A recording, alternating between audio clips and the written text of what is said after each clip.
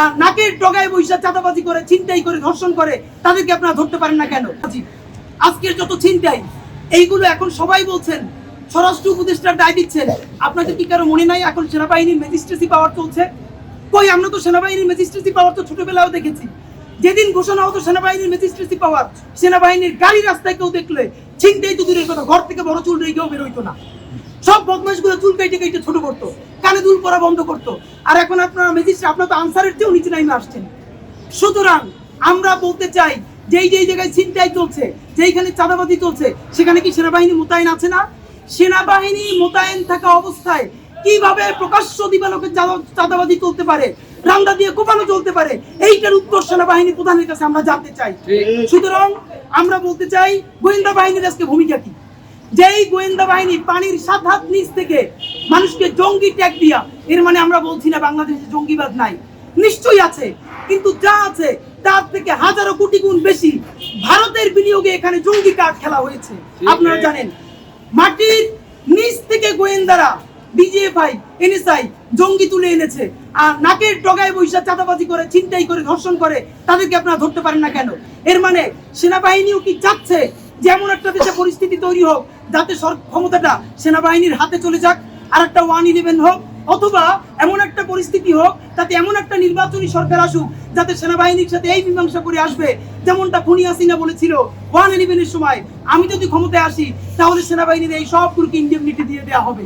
তাহলে সেনাবাহিনী কি সেইটার অপেক্ষা করে আছে যে বর্তমান বিএনপি আসুক, জামাত আসুক, ছাত্রদের দল ক্ষমতায় আসুক, এই পরিস্থিতি কেউ সামাল দিতে না পেরে সেনাবাহিনীর সাথে বসবে, তারপরে বলবে ঠিক আছে আমরা আর কচু ক্ষেতের আয়নাঘর দেখতে যাব না, আয়নাঘর নিয়ে আর কোনো কথা বলবো না, সুতরাং আমাদেরকে হেল্প করেন, আইন শৃঙ্খলা তৈরি করেন। সেটাই যদি হয়, বিএনপির প্রতি অনুরোধ করছি, জামাতের প্রতি অনুরোধ করছি, আপনারা জনতাকে জানান সেনাবাহিনী আপনাদের কিভাবে বলছে।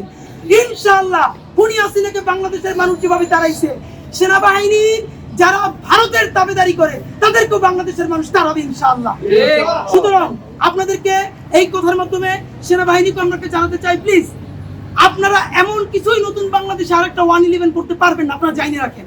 যদি আপনারা পারতেন, আপনারা বুকে হাত দিয়ে বলেন একজন সিনিয়র অফিসার খুনি হাসিনার বিরুদ্ধে ছিলেন না, আজকে আমাদেরকে আপনারা গল্প শিখান সেনাবাহিনীর পক্ষে ছিল না। আমাদের কিছু সৈনিক এবং জুনিয়র অফিসাররা বাংলাদেশের মানুষের পক্ষে দাঁড়িয়েছিল বিধায় আপনি জাতিসংঘের অনুদান বন্ধ হবে সেই ভয়ে বাধ্য হয়ে ছাত্র জনতার পক্ষে দাঁড়িয়েছেন। কোন নৈতিক দায় দিয়ে, ভালোবাসা দিয়ে আপনি ছাত্র জনতার পক্ষে আপনি দাঁড়ান নাই। সেটাই যদি হতো, ডক্টর ইউনূস যখন কচুকেতে আয়নাঘর দেখতে যান, সেই আয়নাঘর আপনি দেখতে যান না কেন? সেনাবাহিনীকে এখন আপনারা বলেন আমাদের প্রতিষ্ঠানের দুর্নাম। ইতিহাস আপনাকে সময় দিয়েছে, গত 17 বছর খুনি হাসিনা আপনাকে দিয়ে আয়নাঘর করিয়েছে, খুন করিয়েছে, গুম করিয়েছে, ভাবেন ধর্ষণ পর্যন্ত করিয়েছে। একজন মানুষ রোজা রেখেছে, রোজা ভাঙিয়ে তারপরে তাকে ধর্ষণ করা হয়েছে। এটা তো আইএমএ জাহিলিয়াতকে ছাড়িয়ে গেছে।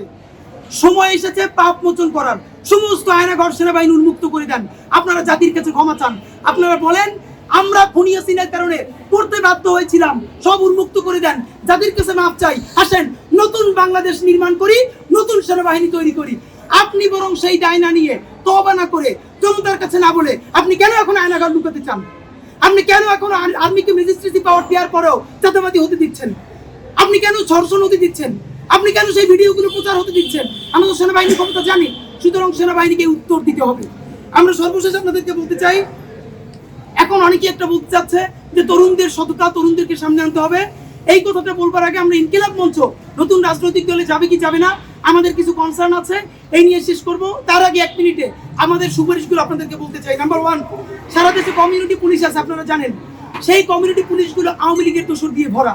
যেহেতু বর্তমান পুলিশ ফাংশনাল না, সেনাবাহিনী ফাংশনাল না, মানুষকে ভিডিও করে দেখানো হচ্ছে সে রাস্তায় নামতে পারবে না। আমরা তো বলেই দিয়েছি আমাদের জানের বিনিময় হলেও জুলাইয়ের বাংলাদেশকে আমরা বাঁচিয়ে রাখবো ইনশাআল্লাহ। সুতরাং আমরা সরকারকে বলতে চাই, অতি দ্রুত আপনারা ছাত্র জনতাকে সাথে নিয়ে নতুন কমিউনিটি পুলিশিং গড়ে তুলেন। যেই কমিউনিটি পুলিশিং এ প্রত্যেকটা ওয়ার্ডে ওয়ার্ডে, পাড়ায় মহল্লায় আপনি 1-2 করে মূল ফোর্সের পুলিশ দিবেন এবং তারা নিয়ন্ত্রণ করবে সেই ছাত্র জনতাকে, এবং তাদেরকে আপনারা ভাতার ব্যবস্থা করেন। আমরা প্রত্যাশা করি আজকে যদি সরকার সেই ছাত্র জনতাকে নিয়ে কমিউনিটি পুলিশিং এর কথা বলে, তাহলে আগামী 15 দিনের মধ্যে ইনশাআল্লাহ প্রত্যেকটা ওয়ার্ডে, থানায়, উপজেলায়, গ্রামে যদি কমিউনিটি পুলিশিং দাঁড়ায়, বাংলাদেশের এমন কোনো চাঁদাবাজের সাহস নাই যে আবার নতুন করে চাঁদাবাজি করতে নামবে ইনশাআল্লাহ।